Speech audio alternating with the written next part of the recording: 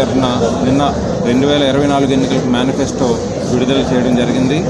ఏ విధంగానైతే 2019లో చెప్పిన మాట ప్రకారం నవరత్నాలని అమలు చేసి ప్రతి పేద మధ్యతరగతి కుటుంబాలకి అర్హత కలిగిన ప్రతి కుటుంబాలకి ఈ పథకాలను అందించి జగన్మోహన్ రెడ్డి గారు మాట ఇచ్చారంటే తప్పకుండా చేస్తారనేటువంటి పాలన కొనసాగించి పేద మధ్యతరగతి కుటుంబాలు అభివృద్ధి చెందాలనేటువంటి మంచి లక్ష్యంతో పరిపాలన కొనసాగించి మళ్ళీ రానున్న రోజుల్లో ఈ 2024లో మేనిఫెస్టోలో కూడా నవరత్నాల్ని పొడిగిస్తూ ఎక్స్టెన్షన్ చేస్తూ ఈ నవరత్నాలని ఏ విధంగా ఇంప్లిమెంట్ చేశారో రానున్న 5 సంవత్సరాల్లో కూడా వాటి పరిమితిని పెంచి ప్రతి రంగంలోని విద్యారంగంలో కానీ, వైద్య రంగంలో కానీ, వ్యవసాయంలో కానీ, నాడు నేడు స్కూళ్ళు కానీ, లేదంటే యువతకు ఉపాధి కల్పించడంలో కానీ ప్రతి రంగంలోని కూడా మేనిఫెస్టో అంటే ఏదో ప్రతిపక్ష పార్టీలు మొక్కుబడిగా ఇచ్చేటువంటి పత్రాలు ప్రింట్ చేసుకోవడం అన్నట్టు కాకుండా ప్రజలు నమ్మారు 5 సంవత్సరాలు ఆయన ఇచ్చిన మాటని.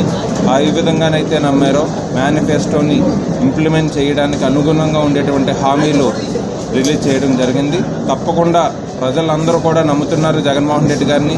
ప్రతిపక్ష పార్టీలు చేయలేనివన్నీ చెప్పి మొక్కుబడి మాటలు చెప్పి ప్రజల్ని ప్రలోభ పెట్టడానికి ఉత్తుత్తి మాటలు చెప్పి ప్రజల్ని నమ్మించాలని ఏ విధమైన హామీలు అయితే వాళ్ళ మేనిఫెస్టోలో పెట్టారో ప్రజలు ఎవరు కూడా నమ్మడం లేదు. అవన్నీ కూడా ఈ ఎలక్షన్ వరకు, ఎలక్షన్ 10 రోజులు ప్రింట్ చేసి ప్రజలను మభ్యపెట్టేదానికి ప్రచురించబడిన పత్రాల్లాగా ప్రజలు భావించి జగన్మోహన్ రెడ్డి గారు రిలీజ్ చేసిన మేనిఫెస్టోని తప్పకుండా ప్రజలందరూ హర్షించి రానున్న రోజుల్లో మళ్ళీ జగన్మోహన్ రెడ్డి గారికి వాళ్ళందరూ ఆశీస్సులు అందించి మే 13వ తారీఖున జరిగే ఎన్నికల్లో ఫ్యాన్ గుర్తుకు ఓటేసి ఎమ్మెల్యే అభ్యర్థిగా పోటీ చేస్తున్నటువంటి నన్ను, అలాగే ఎంపీ అభ్యర్థిగా పోటీ చేస్తున్నటువంటి ముత్యాల నాయుడు గారిని భారీ మెజార్టీతో గెలిపించడానికి ప్రజలందరూ సిద్ధంగా ఉన్నారు. ఏదైతే ఈ మేనిఫెస్టో ఉందో రానున్న 5 సంవత్సరాలు ఏ విధంగానైతే ఆంధ్రప్రదేశ్లోని ప్రజలందరూ ఆనందంగా జగన్మోహన్ రెడ్డి గారిని అభిమానిస్తున్నారో రానున్న 5 సంవత్సరాలు కూడా ఇటువంటి పరిపాలనే కొనసాగిస్తారు. ఈ మేనిఫెస్టోలో ఇచ్చినటువంటి ప్రతిదీ కూడా ప్రజలందరూ గమనిస్తున్నారు.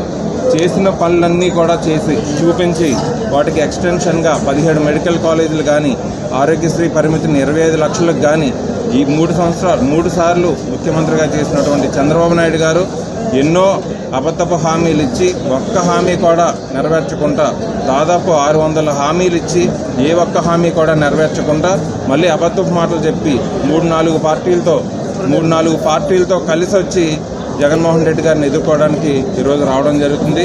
జగన్మోహన్ రెడ్డి గారు సామాజిక న్యాయం అంటే పెత్తందారులకు కాదు పేదలకు కూడా అవకాశం ఇవ్వాలి, కులమతాలకి అవకాశం లేకుండా, కులమతాల విభేదాలు లేకుండా మన టిప్పర్ డ్రైవర్లకు కానీ, వాలంటీర్లకు కానీ ఇలాంటి వాళ్ళందరికీ కూడా ఈ ఎన్నికల్లో పోటీ చేసే అవకాశం కల్పించారు.